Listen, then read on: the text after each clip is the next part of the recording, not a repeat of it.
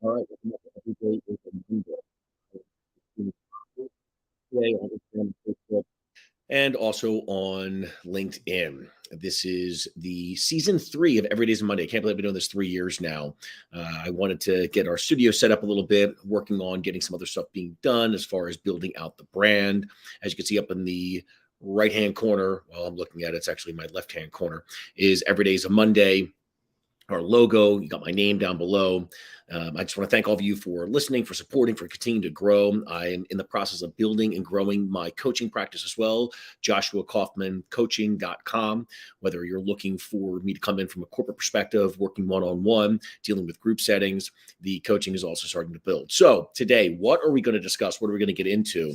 And I want to focus on something I find is really difficult, and I see my clients dealing with it on a daily basis, is how can they be productive? How do we find ways for us to be more successful and find ways for us to continue to be productive when we're continually inundated by life, right? Life has a tendency to be really tough and difficult, and the thing is that it's never going to get any easier. It's just going to continue to cause problems, right? To cause obstacles for us to be able to overcome. That's what life is about. Life is about obstacles. If you can't see through that and you recognize that it's up to you to decide whether or not you're going to look at it as an obstacle or as an opportunity.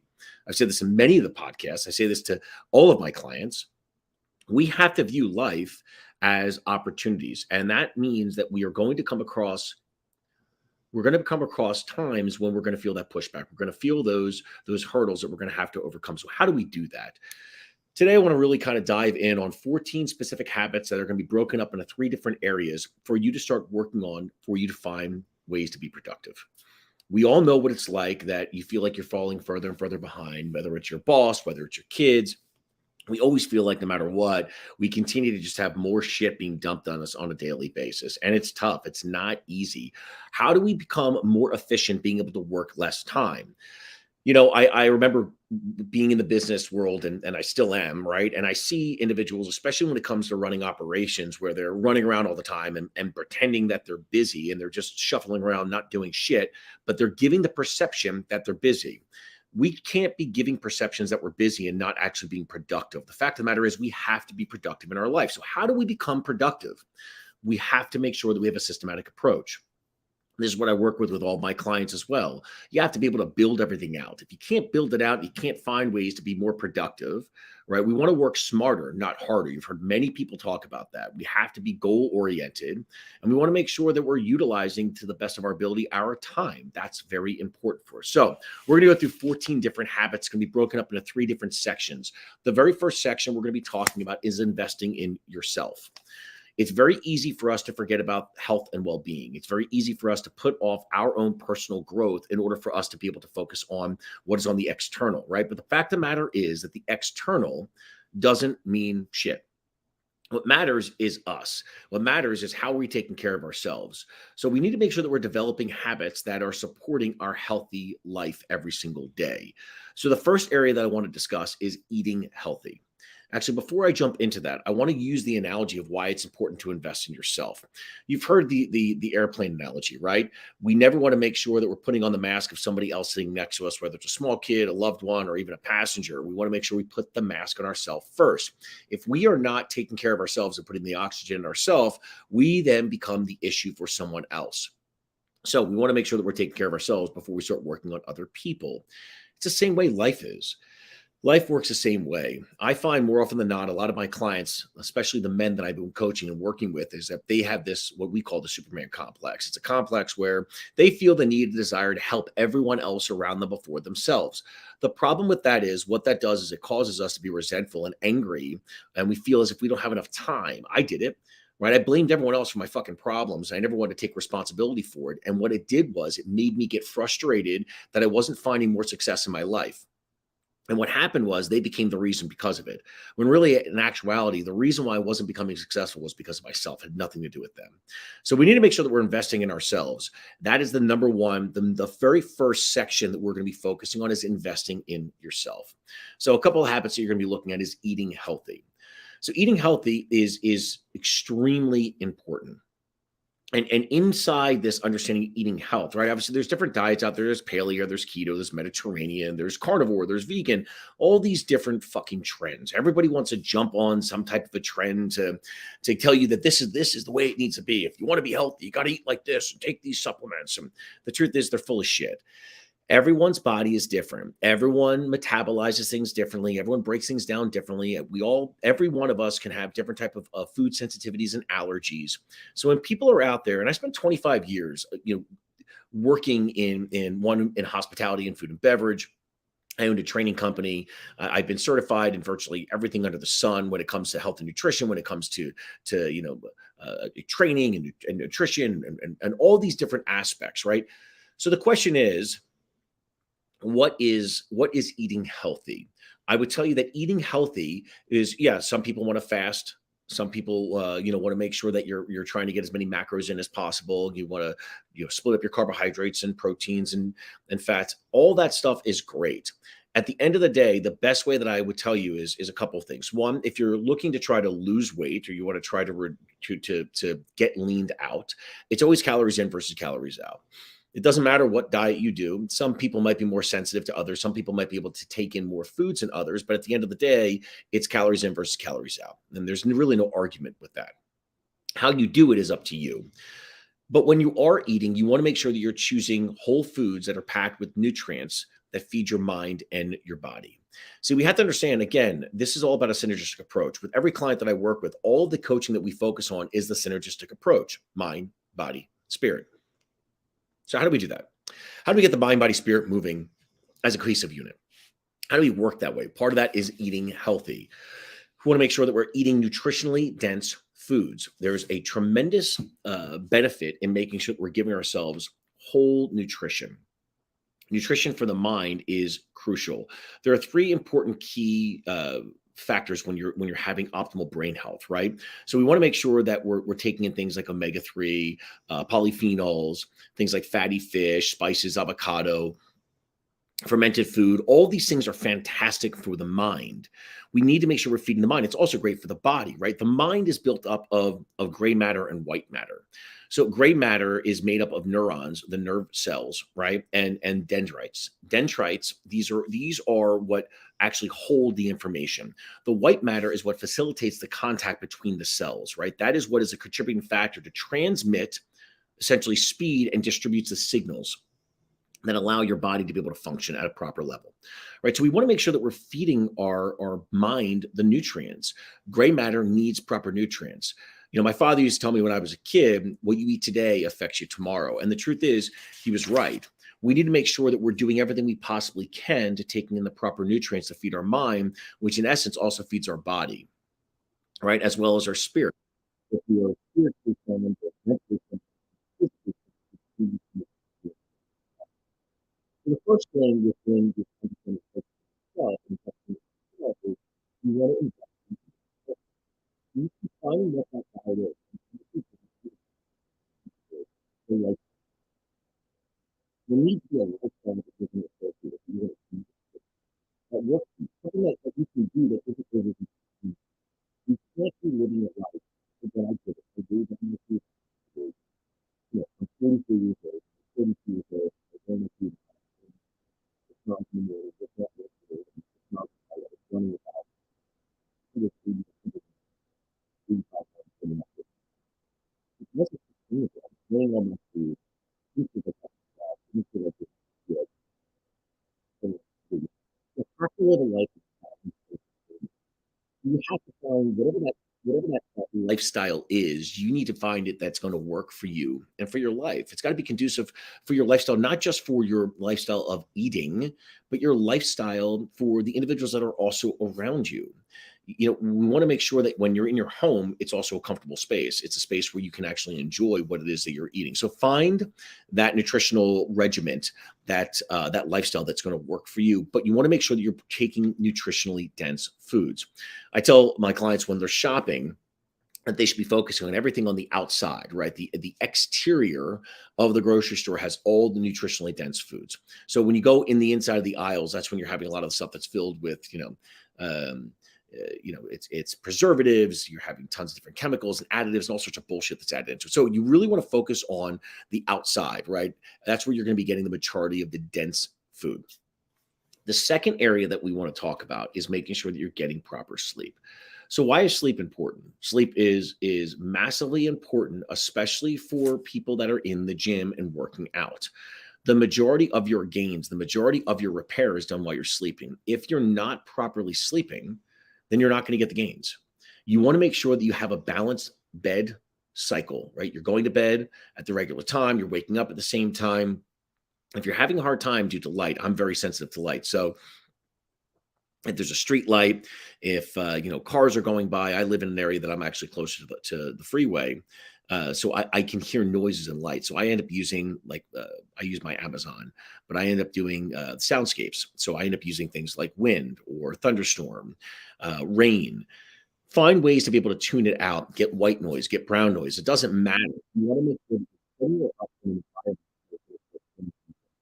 where you have to be able to disconnect from social media platforms that you want to disconnect from. Anything that really is going to distract you and where you go. You're engaging, especially on the blue light, coming up with cell phones or actually computers, and you're engaged with constantly clicking social media,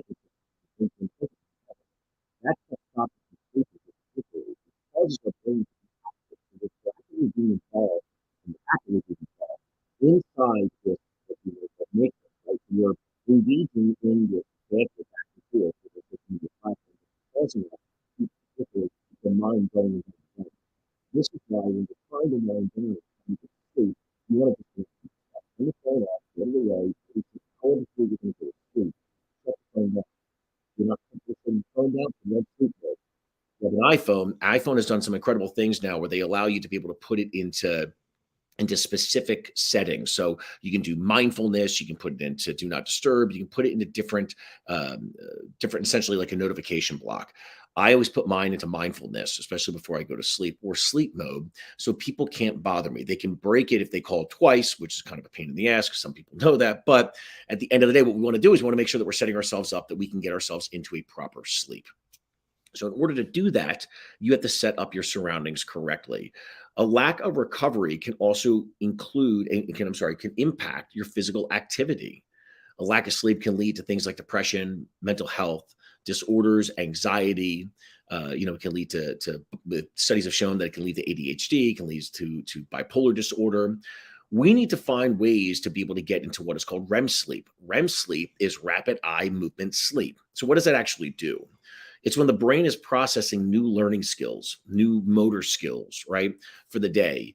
And what it's doing is it's committing certain ones to memory and then also uh, removing specific things into our memory that we don't need there anymore. So what it's basically doing is it's clearing the memory bank and allowing opportunity for you to flush out the shit you don't need anymore and start to pull in all the stuff you do need.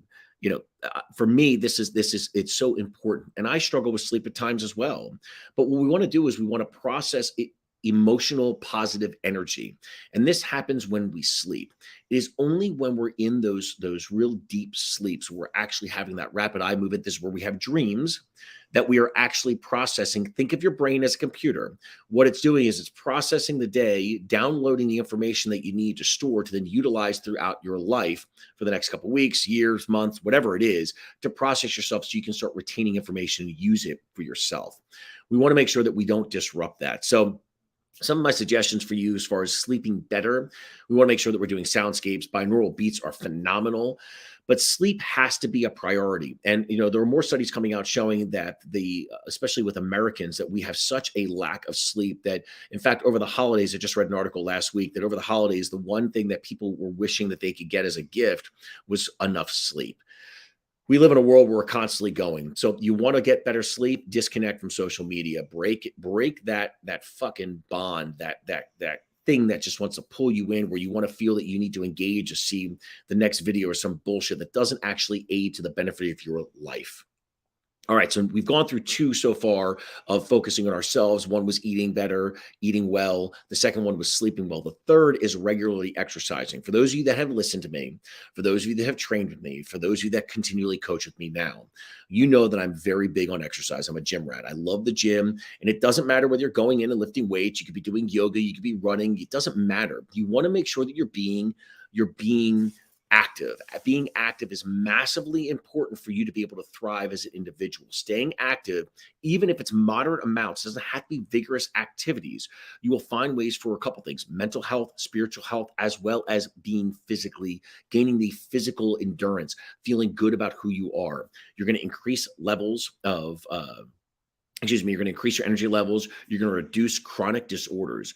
So studies have come out showing that there have been massive amounts of decreases of things such as, type 1 diabetes, heart disease, cancer, high cholesterol, hypertension, skin health. It increases your skin health. When you're sweating, what you're doing is you are clearing out your pores, you're detoxifying your body. You also want to make sure you're drinking a tremendous amount of water, right? We want to make sure we're taking in the water, we're being able to allow our body to eliminate the toxins from our body. But the other crazy thing is, for all you guys out there that are exercising, or maybe the ones that aren't, remember that one thing that we gain from exercise is we actually gain the endurance for sex. Sex becomes better, women as well. But again, as all of you that listen to me know that I primarily coach and deal with men, you should be focusing on trying to exercise. You should want to be able to get in the gym and see what your body is capable of becoming. Why would you not? I still can't understand why. I'm 44 years old, and there are people that come up to me on a daily basis saying to me, I'm in good shape. And I really appreciate that. And this is not me saying you're trying to gloat or talk shit. This is me really having an honest conversation with you, the audience, to say, why are there individuals out there that would not want to take care of themselves? The greatest gift that we have is our health, is our body. This shit is going to fade. Why would I not want to see what I'm capable of doing, capable of becoming? I'm not telling you to try to become a professional bodybuilder. What I'm saying is, why are there individuals out there that would not want to take care of themselves, that would not want to increase their muscle mass, and not want to feel good about who they are? So for those of you out there, again, exercise would be the number 3 thing that you should be working on. The fourth one is continue learning. We should be striving to continue to expanding our mind. Right. And it's not just the mind, but it's also the spirit. Right. We have to remember that the mind is connected to the brain, and the mind is connected to the spirit. The spirit is what drives the mind, which then dictates what the brain is going to be thinking, which then also dictates our actions on a daily basis. William Pollard said that learning and innovation go hand in hand. The arrogance of success is to think that what you did yesterday is sufficient for tomorrow. We have to have this desire to keep wanting to gain knowledge and skills and keep up to date on them, whether that's attending courses at college, whether that's, earning a certificate online, reading fiction, nonfiction.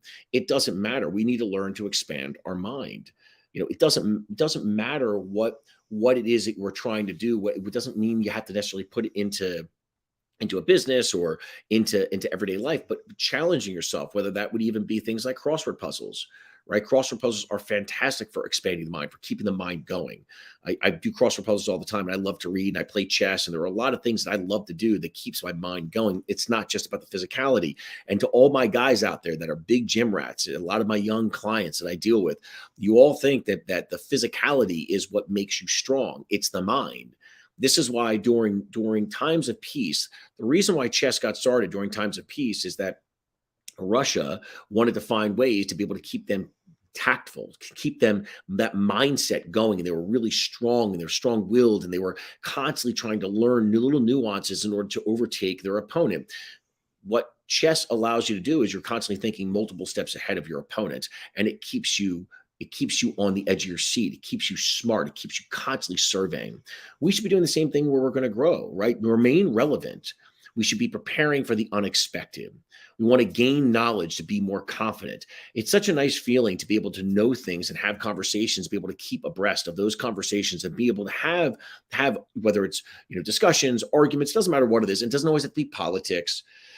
God knows that our politics is extremely visceral right now, and it fucking sucks. It's unfortunate that individuals can't have and articulate a particular stance without making it an emotional response, right? It should never be an emotional response. People have a tendency to start bashing people personally because they aren't quick-witted enough and they aren't intelligent enough to have a substantiated stance based upon facts, right? So we want to make sure that we're continuing learning. That is very important for us. You want to make sure you're staying humble. You want to stay up with new ideas.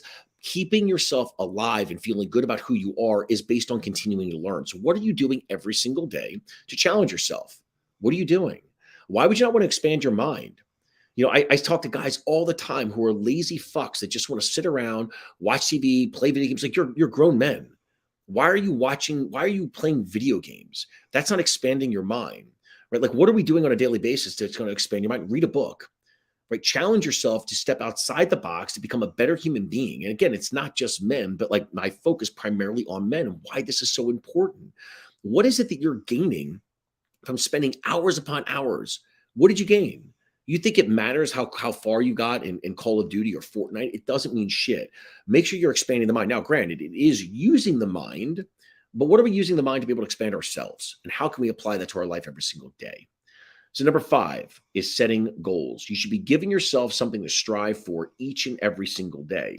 Having specific targets gives you motivation and helps you to evaluate your progress in life. With my clients, we focus on a vision, a goal, a plan, application, and execution. So I'll say that again. For those of you out there that are listening to this, you should be writing down now, if I have a vision, what is my vision? Write out your vision.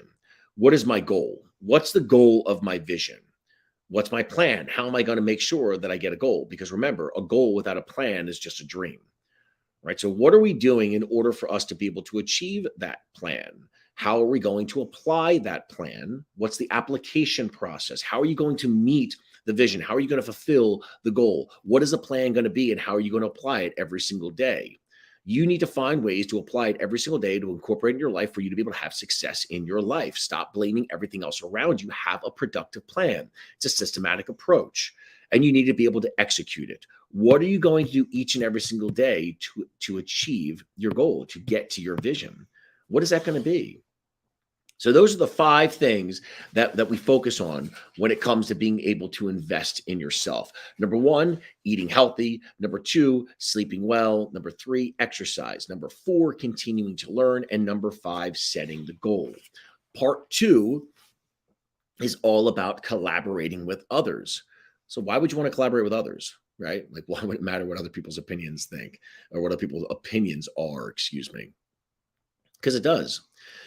Because it does. At the end of the day, I want everyone to recognize the importance of believing in yourself and seeing what you're capable of doing as an individual. But it does matter for us to be able to listen to what other people are saying, what other people think, right? It reduces our tunnel vision. It allows us to see other opportunities. We can become more clear for alternative perspectives. So we want to make sure that we're collaborating with other people. And the first part of collaborating with other people, for me, is the most important. And that's number 1. Give first. Being able to give is very difficult. Being able to give is what life is all about. It is better to give than it is to receive. Why? Because we stay humble, because we pay it forward. My question to everyone, and I ask all my clients this as well, what is your legacy going to be? What is it that you're going to leave behind to this world that is going to make this place a better place than when you got it? I believe, I'm a firm believer in God. I'm a firm believer that that is the purpose that God has put us out here, is to make sure that we are doing something greater than what it is that's here currently now. Every single person has a plan. Every single person has a purpose here. There is a plan for you. We just have to seek it from within inside ourselves. We need to have that proverbial purpose-driven life. That's what I do with my coaching company. I work with men to be able to show them what their purpose is, how to find that drive, how to be able to build that plan out for them to find success in order for them to go after their purpose and shine their light in this world. That is so important for all of us to be able to have. We need to make sure that we're giving back to others so they can see their potential. We need to make sure that we're focusing on what we can do for other people. So the first part of collaborating with others is to give first. We need to make sure that we're giving first. And I implore you all out there to, if you're contemplating it, you will see the major difference. Because also don't forget that when we give to other people, it is slightly selfish, right? Because we do also feel good about. So it's us being altruistic makes us feel good about who we are.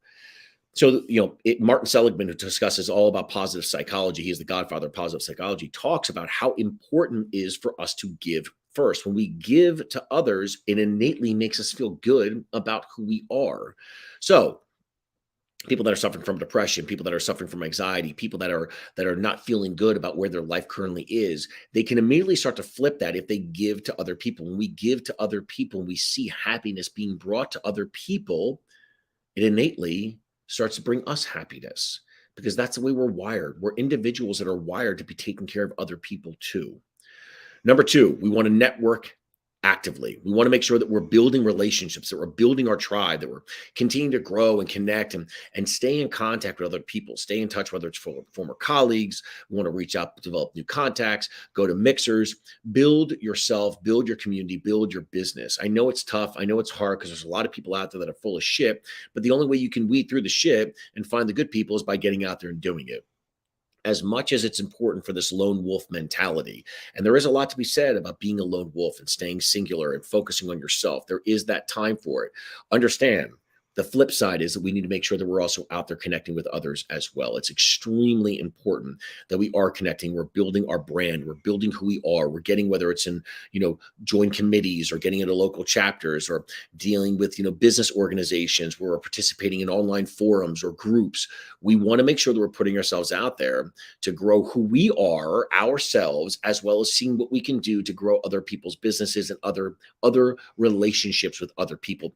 What it will do is it'll allow you to start really developing a strong network of individuals that will work with you cohesively for the same vision.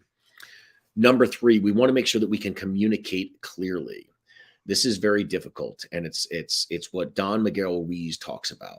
Right? What are the four agreements? Four agreements are be impeccable with your words, never take anything personally, never assume, and do your best. But the first one is be impeccable with your words. How difficult is that? Even Jesus said it's not what goes in a man that defiles him, it's what comes out. It is extremely difficult for us not to say things and do things that can become, or at least perceived as a negative connotation, right? Whether it's a text message, whether it's an email, we need to make sure that we're communicating clearly. And we all seem to remember the perception that those individuals that are reading it, how are they taking it? There are plenty of people out there that when we communicate with them, they might already have a preconceived notion about us. So they might think that we're a fucking asshole, right? So I'm going to put this out there. So think of it this way. If there's somebody out there that you don't like, and they might send you a text message or an email, and then you read the text message and or email, what is the tone that you're giving that voice? How are they speaking to you? Are they speaking to you in a way that's condescending? Are they speaking to you in a way that's pissing you off? Right? They might not be meaning it in that way at all, but because you've already have a preconceived notion, because you already have this mindset of how they're talking to you, therefore that is truth. And at the end of the day, perception is reality. But the fact is, are we creating our reality from a negative perception? So we want to make sure that we're communicating clearly. We want to speak tactfully and very direct. We want to practice good listening skills. So many people, and a lot of my clients, are so concerned about getting this word out, rather than you tell it and you listen to what the other person. It's not always about being told. More often than not, you really feeling the man that you feel really feel this is really we want to make sure that again you are appreciating things like anything that is good. You want to make sure that you are you accept very, very you very communicating with not to be up in that thing that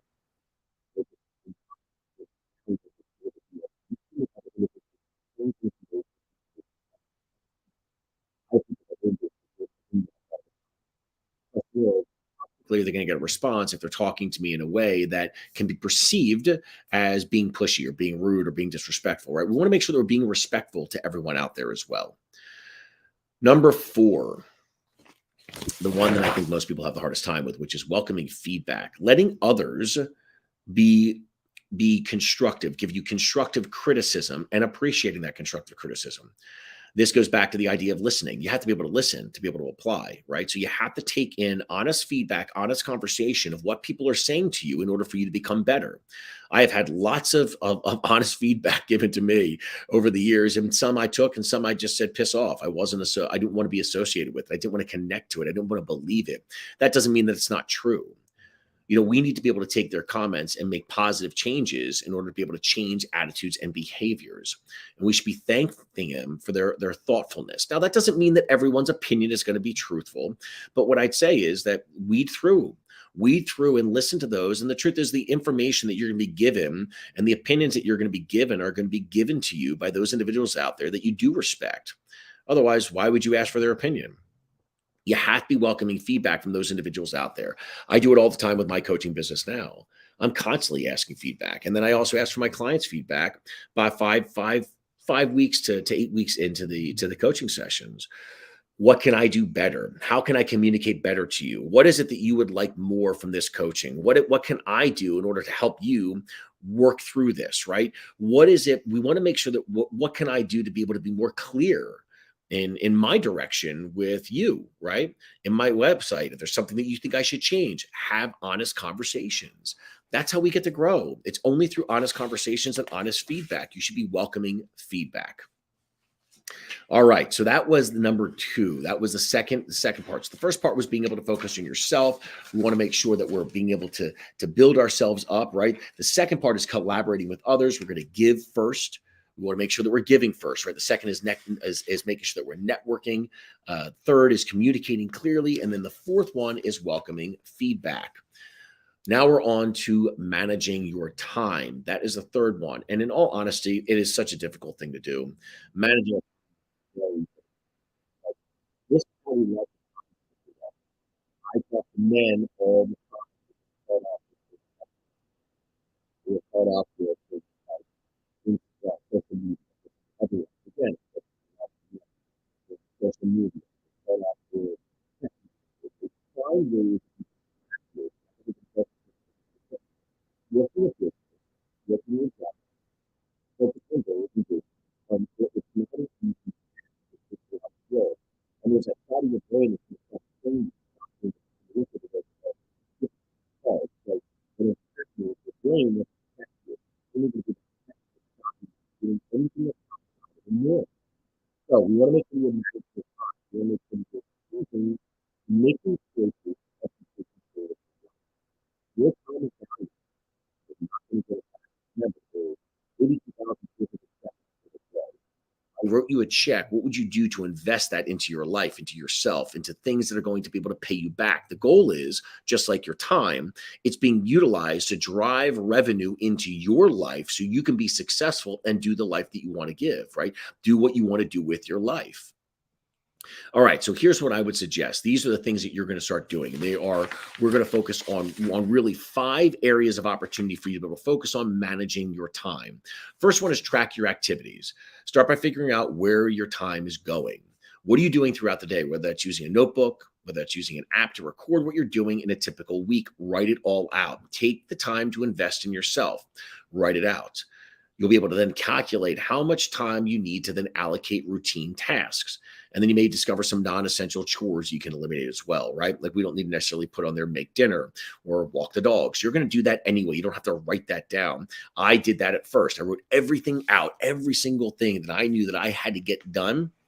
I wrote out in long form because I wanted to make sure that I was holding myself accountable for it. So you can write it all out, but then start to move things away. I use a system called Notion. I journal in Notion. I write my day in Notion. I build out what needs to get done. I have projects, and I'm not meticulous with it all the time. This is what I will tell you. When I'm not meticulous, when I'm not on it all the time, when I'm not doing it, my life goes in a fucking spin. It goes into like what I think is chaos because I become overwhelmed by trying to take it all in and feeling like I can store everything up in my brain. The brain is great for ideas. It's not great for retaining information, especially when it comes to day-to-day activities. There are plenty of you out there that I know that have thought to yourself, fuck, I meant to do that. I completely forgot about that. I should have written it down. I didn't write it down. I remembered at the time, but I remember when the day came around when I had to get it done. Make sure you're tracking your activities. It'll allow you to start developing positive habits.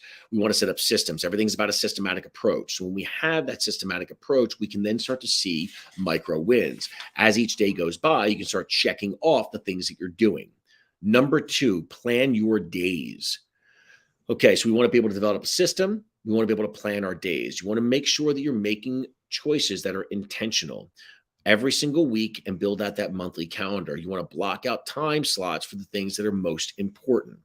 It's not easy to do. Building out a day, building out a system that's going to allow you the opportunity to then spend the time that you need. You can see your free time, where you can allocate time to working on, whether it's, people tell me I don't have time to go to the gym. Well, you do have time to go to the gym. You're just choosing not to because you're filling your time with shit. By building this out, you can see it, then you can plan your day accordingly. Number 3, follow your plan. We'll make sure that you're following your plan. A plan is only a plan if you're capable of following it. If not, then it's a waste of your time. So a good plan will help you only if you're following it. You want to make sure that you're making changes, especially within the first 30, 60 days. We all know it can take anywhere from, some people say 23, some people say 28, some people say 30 days, let's say, to build a new habit.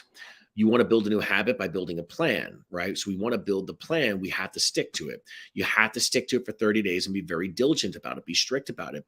Make sure you're setting time at the end of the night to be able to build out your week or build out your day when you're done, or do it first thing in the morning. At the end of the day, see the things that you didn't get done and make sure you roll it over to the following day. Make sure you're holding yourself accountable. That's what this is all about. We want to make sure that we're holding ourselves accountable throughout all of this stuff, right? That stuff's really, really important. So we want to make sure that we're making changes to incorporate them in the plan so we can continue following through with the plan. So any change that need to be made, make it adaptable. You have to be adaptable. That's what life is about, is being adaptable to things that come across our way. So number 3 is follow your plan. Number 4 is to get organized. Create systems and routines that will allow you to save time and effort. Clear away clutter around your home and in your office, right? Build out areas, batch similar tasks together. If you want to, whether it's like, meal prepping, or whether it's, again, the gym or taking the dogs out, build that out and structure it in a way that allows you to have organization. Set specific times that you do these things, and then also give yourself focus time. Every single morning, I sit down at 6 o'clock in the morning, I do focus time, and I go through my schedule every day at 6 a.m. to see what my day entails. I might look at what I did yesterday. Did I forget something? Is there something else that I want to add in? I'll go through my emails. Is there something that I needed to then correct, change, fix, add to? Make sure you're giving that time to be organized. Take your time to go through it. Look at what appointments you have. Look at what conversations you have. Do you have Zoom meetings? Is there a date that you have a particular assignment that needs to be done? Go through it, because there's been many times that I've looked at things and not gone back and reviewed my calendar, especially the day of, and been like, fuck, completely forgot about that. I should have gotten that done. Now I feel overwhelmed and it puts me into a tailspin. Structure your day so you don't have to be in a tailspin. And the 5th and final one is make sure that you're taking breaks. This seems so ridiculous, but it's so important. Take breaks. Again, focus time. Throughout my day, I will always have one time when I can just take a break. Give yourself time to wind down, to relax, and also have some fun. It's very important. Part of what we do in this life is having balance. And we do want to have balance and enjoy our life and have fun, right? That's a part of life. It can't just be go, go, go, go. I see these motivational speakers that talk about grinding nonstop, work nonstop. There has to be a balance, because what happens is people get burnt out. And then the thing that they're doing that they have passion for, they lose their passion for it. Right. So we want to make sure that we're having time, whether it's to sit and have lunch, whether it's stand, stretch, every 10, 15 minutes, 20 minutes, if I'm sitting in front of the computer, I will get up and just walk around. I'll go outside. I'll take a breath of fresh air. If I'm working in the field, I'll take a moment and just sit for a minute. I turn my phone off and I just sit and I breathe. It's about recentering ourselves. There's a lot of things that we all want to accomplish in our life, but if we feel that we're being bogged down, we can't have increased productivity. We want to make sure that we can have that by decompressing and taking breaks in our life. Okay, so those were the 14 major habits in order for you to become successful. This was a quick podcast. This was an easy podcast, but I hope you apply these 14 habits to your life. My clients are currently doing it now. If you are looking for coaching, if you're looking for guidance, if you're looking for a way to find your purpose in this world, go to joshuakaufmancoaching.com. That's my coaching. You can sign up for a free consult. You and I can talk. We can talk for 15 minutes, see if we're on the same page, see if it's something that I can work with you and you can work with me. At the end of the day, we're building a relationship. I don't write and do anything for anyone. I work with you to show you that the vision is already there and for you to be able to find that success. So again, if you're looking for coaching, you're looking to try to find your purpose, Joshua Kaufman Coaching, highly suggest you go on and continue to support. Every day is a Monday. We are in our third season. We're at 10,000 downloads. It's continuing to grow. We're building the tribe. I appreciate it so much that you all listen, that you like, that you subscribe. Continue to spread the message. We'll be continuing to build more YouTube videos. We'll be turning this in and utilizing more social media platforms to grow the platform, to grow the business, to grow the brand. Again, thank you, like, subscribe. All of you continue to utilize the 14 habits of success, and there will be more to come. And as always, get up, get after it.